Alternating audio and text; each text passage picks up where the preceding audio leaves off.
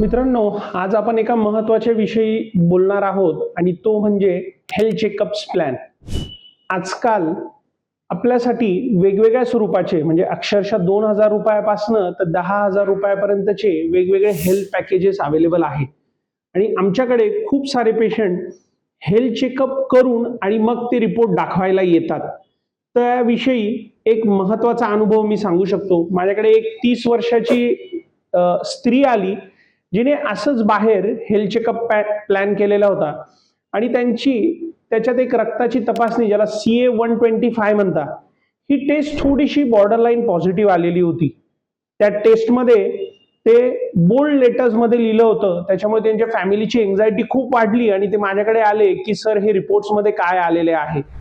तर ती taste borderline वाढलेली होती आणि ती टेस्ट युजली ओव्हारियन कॅन्सरमध्ये करतात, त्यामुळे त्यांच्या मनात भीती बसली आणि त्या अनुषंगाने त्यांनी अजून पुढे सिटी स्कॅन आणि अजून वेगवेगळ्या टेस्ट केल्या.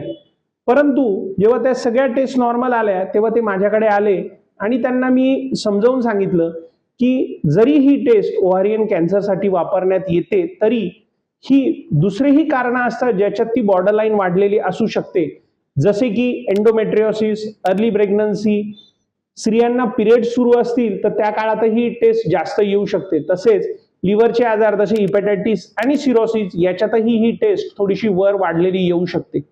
ह्या अनुभवातून एकच सांगायचे आहे की हेल्थ चेकअप प्लॅन्स घेणे आणि रेग्युलर हेल्थ चेकअप करणे गरजेचे आहे, परंतु कुठला हेल्थ चेकअप प्लॅन कोणी घ्यावा हेही डॉक्टरांकडून समजून घेणे गरजेचे आहे. त्याच्यामुळे मला सगळ्यांना विनंती आहे की हेल्थ चेकअप्स करून डॉक्टरांना प्लॅन दाखवण्याआधी आम्ही कुठला हेल्थ चेकअप करावा आणि त्याच्यात कुठल्या टेस्ट इन्क्लूड कराव्या हेही डॉक्टरांच्या सल्ल्याने समजून घेणे गरजेचे आहे, जेणेकरून त्याच्यामुळे आपल्याला एन्झायटी, चुकीचे निदान आणि अजून जास्त खर्चिक तपासण्या करण्याची वेळ येऊ नये.